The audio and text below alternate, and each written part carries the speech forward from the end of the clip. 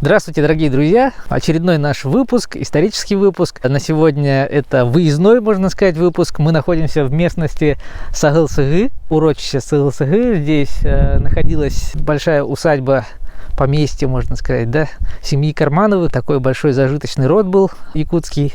В Амгинском улусе, мы находимся в Амгинском улусе. И вот более 100 лет назад здесь, в этом Аласе, произошла, скажем так, финальная битва в гражданской войне. Историки считают, что, собственно говоря, здесь была поставлена точка, такая жирная точка в истории гражданской войны. Здесь состоялся 18-дневный бой, осада, с одной стороны осада, с другой стороны оборона, так называемая, да. Здесь столкнулись два очень крутых полководца, два очень знаменитых командира, Иван Строт и Анатолий Пепеляев. Вот, собственно, в этих местах происходили эти исторические события. Сегодняшний наш выпуск посвящен осаде и, собственно говоря, обороне Сагыл-Сыгы.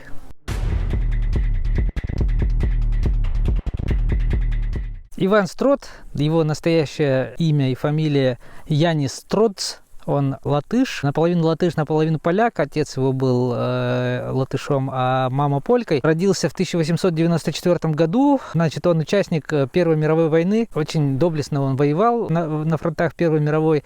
И, собственно говоря, получил за это 4 Георгиевских креста, стал полным кавалером. Дослужился до чина прапорщика. Далее он уже переметнулся к красным. Когда революция свершилась, он становится на сторону красных, становится красным командиром. Воюет в Сибири и на Дальнем Востоке, тоже проявляет свои лучшие лидерские качества, как полководец, как красный военнослужащий, да. Есть один эпизод. В Алекминске он точно так же борется с белым движением и получает серьезное ранение, попадает в плен. Ему грозит смертная казнь, но ему очень посчастливилось. Он попадает в руки фельдшера, который был очень пацифистски настроенным, да, он был ярым противником смертной казни, и, соответственно, это послужило тому, что он выжил. И, собственно, когда армия адмирала Колчака была разбита, когда сам Колчак был убит, расстрелян и утоплен в реке Ушаковка в Иркутской области, да, под Иркутском, вы помните. Вот тогда он был освобожден и, собственно, находился в городе Якутске. Когда все события, происходящие здесь, в Сагыл-Сыгы, он находится в Якутске, отправляется сюда биться против армии генерала Пепеляева. Об этом мы сегодня рассказываем. Анатолий Николаевич Пепеляев родился в семье военных, многодетной семье военных. Он родился в Томске в 1891 году, 3 июля по старому стилю, 15 июля по новому стилю. Он, как и, собственно говоря, рожденный в династии военных, тоже идет по военным стопам. Собственно, он оканчивает он сперва кадетский корпус, потом учится в училище военном. И очень быстро строит свою военную карьеру. Он участник Первой мировой, гражданской войне, потом он поучаствует. Собственно говоря, в 27 лет он становится генералом-лейтенантом, и это первая, по сути, генеральская ступенька. Он очень легко взял город Пермь. Вот, собственно говоря, за этот подвиг-то получил генерала, да, можно сказать. Солдаты его любили, он был справедливым человеком. В 20-е годы, конечно же, Анатолий Пепеляев на фронтах в Сибири активно воюет вместе под началом адмирала Колчака.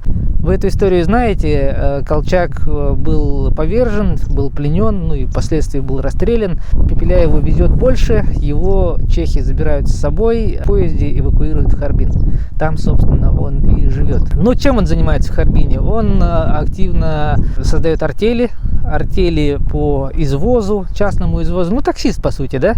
Он разгружает какие-то товары, товарники, поезда разгружает, он работает плотником и ловит рыбу. Вот все его хозяйство. Конечно же, он ведет такую информационную работу в активной переписке с остатками недобитых белых, скажем так, да, как бы грубо это ни звучало, он старается все-таки связь с земляками поддерживать, интересуется, что происходит. В один прекрасный день в 22 году, в марте месяце, он встречается с Петром Куликовским. Куликовский на тот момент является председателем ВОЯНУ, войну это Временное Якутское областное военное управление. Куликовский занимает должность председателя этого, этого движения. Да? Съезд состоялся в Чирапче в 23-м году, напомню. Ну и вот Куликовский уговаривает Анатолия Пепеляева поддержать восстание в Якутии, восстание белых, выдвинуться на Якутск, захватить его, собственно говоря, потом бороться дальше против большевиков. Это предложение ему показалось интересным, и летом 23 года Анатолий Пепеляев выезжает во Владивосток. Вообще ему довольно повезло, потому что когда он приезжает во Владивосток, Владивосток захвачен белыми, там командует генерал Дитерихс, был такой. И, собственно, когда Пепеляев прибывает туда, делится своими планами о том, что он собирается идти в поход на Якутию, Дитерихс его поддерживает прежде всего материально, дает ему деньги, и Пепеляев собирает там отряд в Владивостоке. Для конспирации Пепеляев называет свой отряд «Милиция Татарского пролива». Он собирает вокруг себя 720 штыков. Это преимущественно, конечно же, офицеры, белые офицеры. Среди них там солдат и матросов было очень мало, но тем не менее, какой отряд собрался, такой отряд собрался. Вместе с ним оказываются два генерала. Это генерал Вишневский и генерал Ракитин. Вот в этом составе они собирают свой поход, фрахтуют несколько кораблей и планируют выехать в Охотск. Так уж случилось, что Вишневский на пароход не попал. Вместе с своим отрядом в 533 человека они остаются временно в Владивостоке, ожидают прибытия кораблей, чтобы догнать потом. Ну, а Ракитин и Пепеляев, Анатолий Пепеляев, они выезжают в Охотск, отплывают. Ну и, собственно, по пути, пока плывут до Охотска, они еще принимают в ряде там боестолкновений с красными войсками, воюют довольно успешно, надо сказать. Ну и, собственно говоря, 6 сентября они прибывают в Охотск. В Охотске Пепеляев не высаживается, он высаживает там группу генерала Ракитина, он дает им задание направляться по Охотско-Якутскому тракту. Ракитин должен по пути, вербовать в свой отряд как можно больше местного населения, ну и вообще, рекрутировать, да, в отряд сибирской добровольной дружины, как тогда называлась, добровольческой дружины, и тем самым пополнить личный состав, да. Сам Пепеляев в это время отправляется в Ваян. 8 сентября он прибывает в Ваян. 12 сентября съезд тунгусов. У нас замечательный выпуск есть на канале, посмотрите, у него довольно много просмотров, и там очень интересная дискуссия в комментариях, почитайте, если интересно. Так вот, съезд тунгусов 12 сентября в Ваяне решает, что надо поддержать отряд, вообще поход генерала Пепеляева, и выдает им 300 оленей. 12 сентября Пепеляев подходит к Нилькану. Два, скажем так, перебежчика, кидалы по большому счету, да. Накануне прибытия в Нилькан 12 сентября два перебежчика из отряда Пепеляева бегут в Нилькан к тамошнему коменданту и, собственно, стучат на него, да, доносят, говорят, что, слушайте, у вас тут подходит большой отряд под командованием генерала Пепеляева, делайте что-нибудь, предпринимать какие-нибудь меры. Ну и, собственно, меры были приняты. Тамошний комендант, его фамилия была Карпель, чекист, он распускает все население Нилькана, они эвакуируют оттуда оружие, боеприпасы, сами они сплываются по реке Майе, уходят. Практически пустым остается поселок, практически никаких у них не было. Когда уже Пепеляев зашел, без боя взял Нилькан, собственно, и там никаких богатств он практически не обнаружил, интересных с военной точки зрения, да. Вообще, повторюсь, Пепеляеву очень везет, он находит схрон в тайге, сентябрь месяц, уже первый снег выпадает, и вот, видимо, по следам они нашли этот схрон, оружие, там у него, какой у него улов? 120 винчестеров, 50 тысяч патронов к ним. Вот такой вот улов у Пепеляева под Нильканом. Находясь в Нилькане, Пепеляев впадает в некоторую такую, в панику, что ли, да, он все начинает сомневаться вообще, сможет ли он с таким отрядом, с такими силами добиться тех целей, которых он преследует. Но, несмотря на то, что вот у него такая легкая депрессия, можно сказать, да, он собирается с духом, говорит: все, соберись, тряпка. Двигаемся дальше, идем, видим цель, не видим преград, что называется, ну и двигается дальше. Повторюсь, он находится в легкой депрессии, он решает, что надо немножко обождать, что ли. Ну, в общем, не хватает ему сил для того, чтобы двигаться прямо сейчас на Якутск. Он возвращается в Аян, в порт Аян. В это время к порту подходит отряд Вишневского. Вишневский, напомню, он остался в Владивостоке, дождался, когда придут сюда, ну и вот, собственно, догнал. Вишневский приходит в Аян со 187 штыками, привозит некоторый провиант, и в ноябре месяце 22 года отряд Пепеляева и отряд Вишневского, объединившись, выступают на Якутск по Аяно-Якутскому тракту. В ноябре отряд Пепеляева и Вишневского выступает на Нелькан. В декабре месяце, когда отряды Вишневского и Пепеляева находятся в Нелькане, туда возвращаются местные жители, тунгусы. Они также считают, что нужно поддержать этот поход. И точно так же, как и аянские тунгусы, они оказывают всяческую поддержку отряду Пепеляева,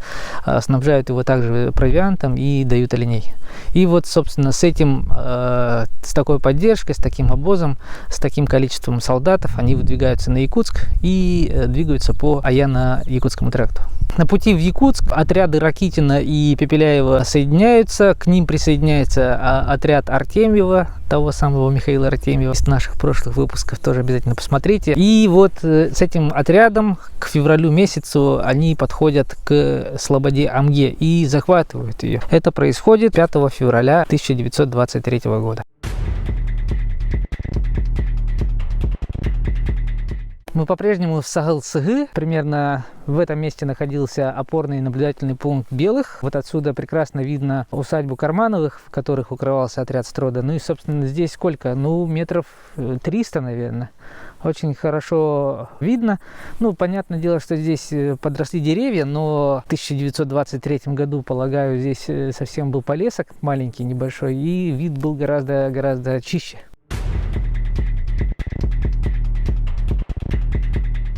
Конечно же, о движении отряда, большого сводного отряда под руководством Анатолия Пепеляева не остался незамеченным в якутских властях. Они были крайне озабочены тем, что движется большой такой отряд. Напомню, Амга уже взята, ну и что делают якутские власти?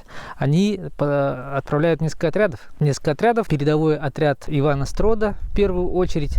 Но вообще мысль какая была? Мысль была договориться, потому что, повторюсь, из нашего выпуска про историю государственности Якутии вы помните, что и Сидор Барахов, что Максим Амосов и Платон Аюнский, они пацифисты, и они всячески пытаются избежать кровопролития.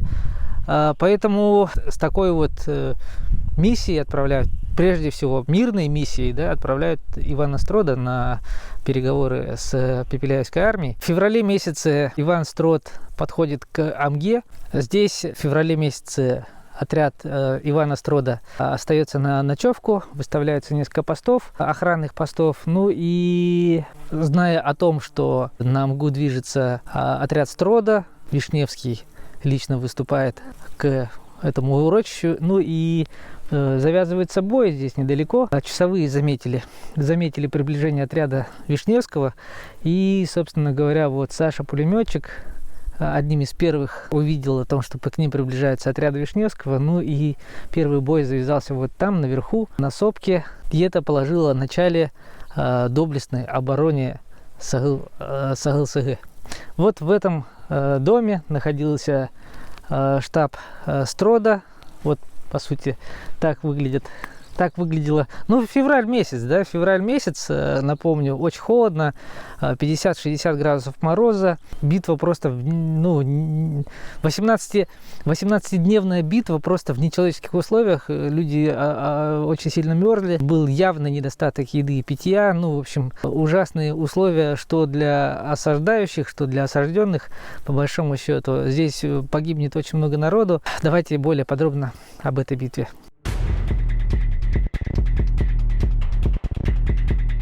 Напомню, с боя Сашки-пулеметчика началась осада Сагылсыгы. В этом здании, в этом самом балагане в этой юрте находился командный штаб Строда. Ну, сейчас здесь музей под открытым небом, и стараются здесь все сделать, ну, так, как было на самом деле, да.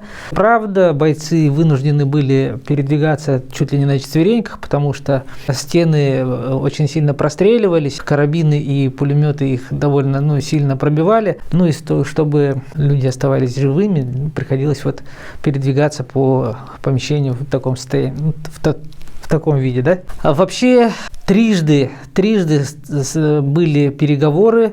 Переговоры были, инициаторами этих переговоров были обе стороны. Ну, сперва белые пытались, значит, чтобы Строд и его отряд сдался. Ну, в последующем сами стродовцы выходили на переговоры о том, чтобы дали им там 16-часовую передышку на то, чтобы, 15-часовую, значит, промежуток времени для того, чтобы они посовещались, сдаваться им в плен или не сдаваться. На самом деле у них и в планах такого не было, они укрепляли свои оборонительные сооружения. Вообще оборонительные сооружения были довольно примитивные, как вы понимаете, здесь нету практически никакого металла. В качестве баррикад использовались замерзшие коровьи какашки, можно так сказать. По-якутски это называется балбах, спрессованный помет, значит, коровий, да, такой прямоугольник.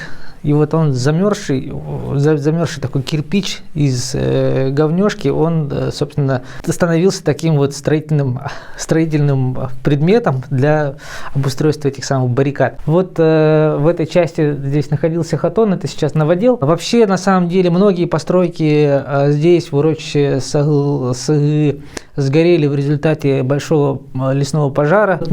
Буквально 2 здания только осталось, 3 здание осталось нетронутые только потому, что здесь комсомольцами был построен тротуар вокруг этих мест. Ну вот, собственно, такая минерализованная полоса не дала сгореть этим зданием. А на самом деле, когда битва уже сильно затянулась, у Пепеляева была мысль о том, что нужно подогнать сюда артиллерию. На самом деле бойцы Вишневского пытались соорудить некое подобие гранатометов, чтобы забросать. Элементарно не хватило им расстояния, они сделали какие-то типа мортиры, запускали их, но 25-30 метров эта граната летела, и, соответственно, никакого урона не наносила. И поэтому у генерала Вишневского была очень четкая цель, чтобы подогнать сюда артиллерию, и разбомбить эти дома, постройки, в которых укрывались красные солдаты. К сожалению, пушек этих не было, или, к счастью, не было этих пушек, и это давало некий шанс для Строда. Вообще, Строд, когда находился здесь, он был уже ранен, не критически, не смертельно, периодически терял сознание от потери крови, потом его подлатали, все было нормально. Но сдаваться он вообще категорически не хотел. Вот, условно, такой схрон они сделали, заложили туда несколько гранат, засыпали это все порохом. В случае капитуляции, когда сюда войдут, значит, войска офицеры генерала Вишневского, то они должны были подорвать это все, и, соответственно, забрать с собой на тот свет еще несколько белых офицеров. Вот такие вот были радикальные мысли, поэтому говорю, что Строд ни в коем случае сдаваться не хотел, он думал, что он умрет здесь, и вместе с тем он не теряет надежды, они, значит, под покровом ночи отправляют гонцов в Якутск о том, что здесь завязался бой, о том, что Амга взята и так далее, отправляют такие вот весточки, и из Якутска выдвигается передовой отряд Карла Байкалова. У него порядка 1000 человек под его командованием, у него пулеметы, у него 2 пушки, у него такой серьезный арсенал оружия. Более того, из Чурапчи выдвигается отряд Курашова, Ефима Курашова, тоже на подмогу Строду сюда выдвигается. Исторически доказано, что Курашов сюда пришел первее, но на самом деле гонцы Байкалова, которые уже отбили Амгу 2 марта 23 года, года они ее, в результате одного ночного боя, они Амгу освободили от белых. Собственно говоря, первым здесь должен был оказаться Байкалов. Но, тем не менее, осада была снята. Напомню, это произошло 3 марта 1923 года в результате ожесточенных боев. Очень много, повторюсь, человек здесь погибло с обеих сторон. Потери понесли и красные, и белые. Ну и сам вот этот вот героический бой, он остался в памяти, в истории, в памяти многих участников тех событий, вплоть до современной истории.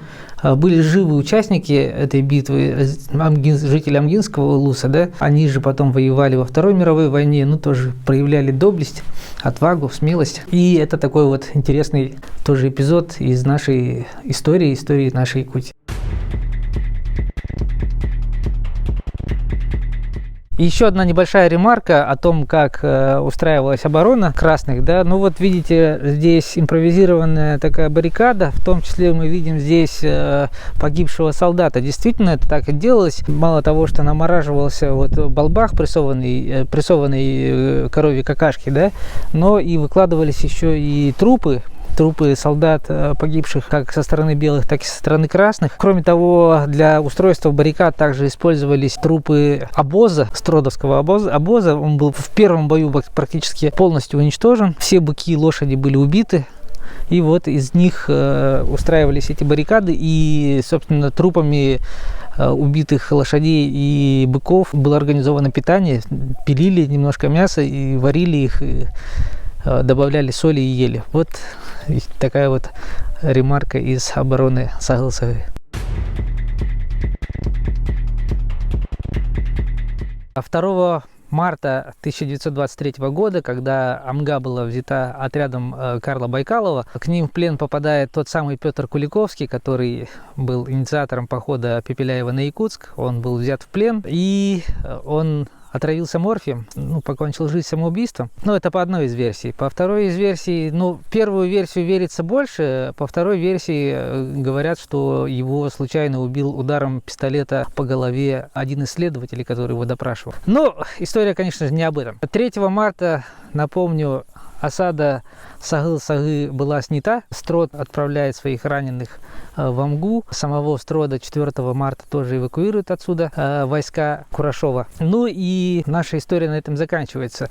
Что происходит с Пепеляевым? Пепеляев, конечно же, остается в живых. Он бежит в Аян. Буквально летом, 1 мая, они приходят в Аян, в начале лета. Очень быстро, кстати говоря, этот поход обратный у них состоялся, бежали изо всех сил, но преследуемые ими войска Красной Армии, они почему-то на полпути остановились, не стали дальше его преследовать. Видимо, узнали о том, что из Владивостока в сторону Охотска направляется отряд Вострецова, большой вооруженный отряд Вострецова. Происходит все очень стремительно. Летом уже в начале июня был уничтожен отряд Ракитина. Ракитин пытался тоже сбежать на Сахалин, но это у него не вышло, он был арестован. 23 июня отряд Васнецова заходит в Аян, там уже находится генерал Пепеляев и его окружение немногочисленное. Там, чтобы избежать опять кровопролития, впустую, да, скажем так, Пепеляев сдается в плен. Конечно же, его увозят в Владивосток, судят, присуждают ему смертную казнь, но смертная казнь потом была заменена на 10 лет каторги, да, тюрьмы, в общем и целом. 10 лет он эту каторгу отбывал, и в конце концов в 1937 годы, всем известные годы террора, красного террора, он был расстрелян. Вот такая вот сегодняшняя наша история. Очень волнительно находиться на местах этих событий.